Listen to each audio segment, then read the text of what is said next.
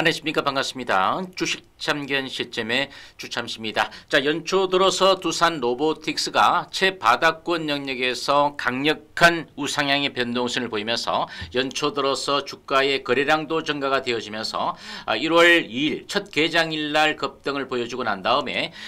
주말 좀 출렁이는 그런 모습 가운데 장중한 때 8% 이상이나 좀 주가가 빠졌지만 종가상으로 2%대의 조정으로 마감하는 그런 모습입니다. 우리가 보통 로봇 산업 같은 경우에 성장주죠. 그래서 두산 로보틱스 같은 경우에도 실적 개선을 통해서 국내 증시 코스피 시장이 입성한 것이 아니라 기술 특례 상장을 통해서 입성했던 그런 모습인데, 그만큼 성장 산업 자체, 로봇 산업 자체가 이제 또 돈이 된다라는 그런 이슈들이 이제 불거지면서 로봇 관련 전체적인 섹터가 상당한 수급이 쏠려가고 있는 것도 사실입니다. 자, 주말 장세에서 두산 로보틱스가 소폭적인 조정을 받으면서 시가총액이 4조 원대는 물론 이제 여전히 굳건하게 지켜지고 있는데 4조 한 2천억 원 정도 수준을 보이고 있는데, 레인보우 로보틱스가 삼성전자의 핀수되는, 즉 최대 주주로 등극했다는 소식 때문에 코스닥 시장에서 시가총액 5위권까지, 즉 4조 5천억 원대를 현재 돌파하면서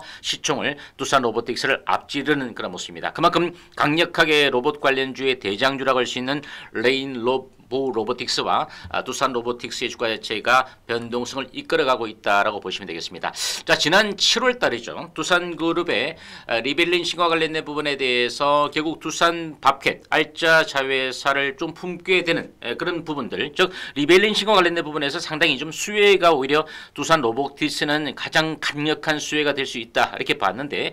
결국은 1, 2, 3 비상계엄 여파로 인해서 주가 자체가 좀 급락을 하다 보니까 매수 청구권 가격 자체에 대한 부담 때문에 결국은 두산그룹에서 리밸런싱 사업과 관련된 부분 자체에 대한 재편안을 결국은 이제 철수하는 그런 모습이었습니다. 자, 이와 관련된 부분에 대해서 두산 로보틱스는 잠시 참조로 말씀드리면 매수 청구권 가격이 84,772원인데 뭐 급락을 함과 동시에 주가 자체가 5만 원 선의 가격대까지 끼어지다 보니까 결국 두산 에너빌리티, 두산 로보틱스와 관련된 부분에 대해서 매수 청구권 가격이 부담이 되어지면서 무산되다 보니까 우리가 북미 유럽 판매 법인이죠. 또 두산 마켓의 어떤 해외 판매 법인과 인력 그리고 딜러망의 확보를 통해서 성장해 가고자 하는 그런 부분들이 좀 무산이 되어지긴 했습니다. 아무튼 이런 구간 속에서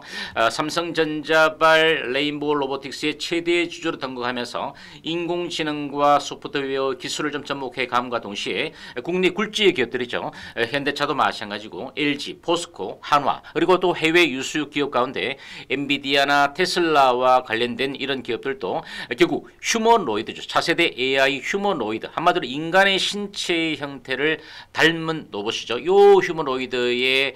산업 자체에 대한 성장성 기대감이 다시 한번 불거지면서 성장주인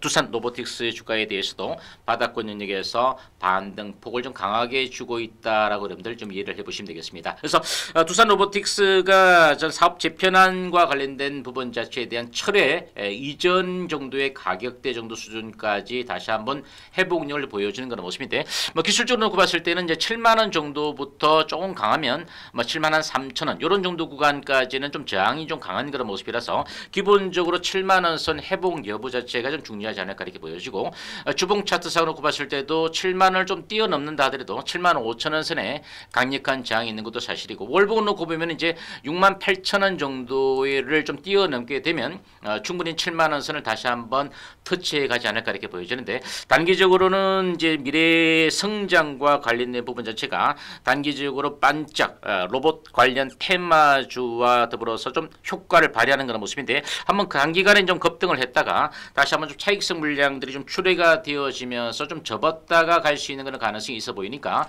현재 이 구간 속에서 좀 손실을 발생하신 분들은 조금 더 추가적으로 7만 원 정도 수준까지 올라간다 하더라도 어차피 우리가 지난해 10월 달과 11월 달 정도의 박스권 정도의 구간 정도까지 회복이 되어지는 그런 모습 아니겠습니까? 그래서 이런 정도 수준까지 좀 기다렸다가 과연 7만 5천 원 선의 가격대가 돌파가 되어지는지, 즉 1월 달에 로봇 관련 테마주의 흐름 속에서 한번 주목을 해볼 필요가 있지 않을까 이렇게 말씀을 드리겠습니다. 결국 두산 로보틱스가 생성형 AI 시장에서 이제 피지컬 AI 시대로 도래해가는 부분 속에서 로봇 분야가 결국은 미래 제조 공정의 혁신을 넘어서 삶의 질을 좀 바꿀 수 있는 핵심 기술로 좀 부각이 되어야 되는 그런 모습인데, 물론 이제 서비스 로봇과 관련된 시장 자체는 지난 2024년도만 놓고 보더라도 70조 원대가 조금 안 되는 그런 모습인데, 향후 이 부분 자체가 5년 뒤죠. 2029년 정도가 되어지게 되면은 거의 145조 원 정도 수준까지도 확대가 되어질 수 있는 그런 모습인데, 실질적으로 휴머노이드의 성장보다는 동사는 바로 협동 로봇이죠. 협동 로봇의 수요 자체가 확대가 좀 되어져야 되지 않을까 이렇게 보여집니다. 아무튼 지난 7월에 주가가 109,300원 대비 올해 최저점 자체가 지난해 최저점이 49,850원이니까 실질적으로 고점 대비 주가의 하락폭 자체가 약 55% 반토막 이상 났던 그런 모습에서 다시 한번 주가가 회복률을 보여주는 그런 부분인데, 두산그룹의 어떤 박정훈 회장은 인공지능이죠. AI의 어떤 중요성 자체도 두산그룹 내에서도 상당히 중요하다라는 그런 어떤 시그널을 좀 주어가면서 리밸런싱 자체는 무산이 되었지만 스마트 머신이죠. 스마트 머신 사업 강화를 위해서 소규모 합병뿐만 아니라 그룹 내에 좀 시너지를 낼 수 있는 부분에 대해서는 협업을 좀 강화해 가면서 재정비 박차에 좀 나설 것으로 예상이 되는 그런 모습입니다. 자, 두산 로보틱스가 연초 들어서 일단 단순하게 개인 투자자들만의 어떤 적극적인 매수가 아니라 바로 연기금을 중심으로 기관과 그리고 외국인들이 동반적으로 이틀 연속 쌍끌이 매수에 나서면서 연초에 좀 약진을 보여주고 있어서 일단 개인 투자자들만의 좀 매수세가 있다라면 좀 빠르게 반짝 상승 효과를 보여주고 난 다음에 좀 그칠 수 있는 그런 모습이 되겠습니다만은, 외국인과 기관들의 동반적인 매수가 좀 유입이 되어지고 있고, 또 아까 말씀드렸던 코스닥 시총 5위에 진입하고 있는 레인보우 로보틱스가 물론 단기간에 너무 강하게 올라갔기 때문에 차익성 물량들이 언제쯤 출회가 되어질지 이 부분 자체도 결국 로봇 관련 섹터 전체적인 수급에 영향을 미치겠지만, 두산 로보틱스 자체는 이제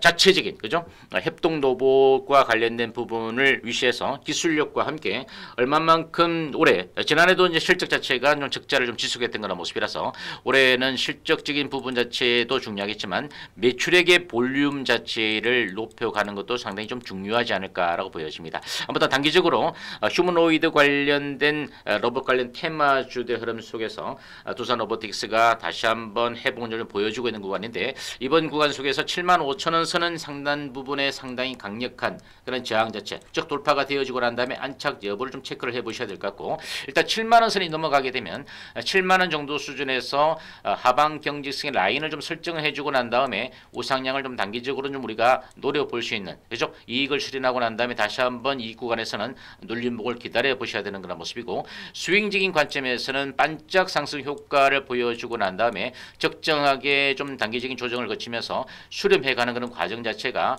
좀 필요하지 않을까라고 보여집니다. 결과론적으로 일봉상으로 봤을 때는 62,500원 정도의 구간이 좀 지지가 되어져야 되는 모습인데, 주봉으로 보시면 63,500원 정도 그죠? 요 구간이죠. 그만큼 이 구간 자체가 63,500원에서 62,500원 요 구간 자체가 좀 지지가 되어지는지 여부 자체가 좀 단기적으로 주가가 좀 짧게 조정을 주고 다시 한번 슈팅을 보여줄 수 있는지 상당히 중요한 변곡점이 되지 않을까 이렇게 보여집니다. 아무튼 두산 로보틱스가 상당히 좀 지난해 이슈거리도 상당히 좀 많았던 그런 모습인데, 어쨌든 성장 산업인 만큼 이제 다시 한번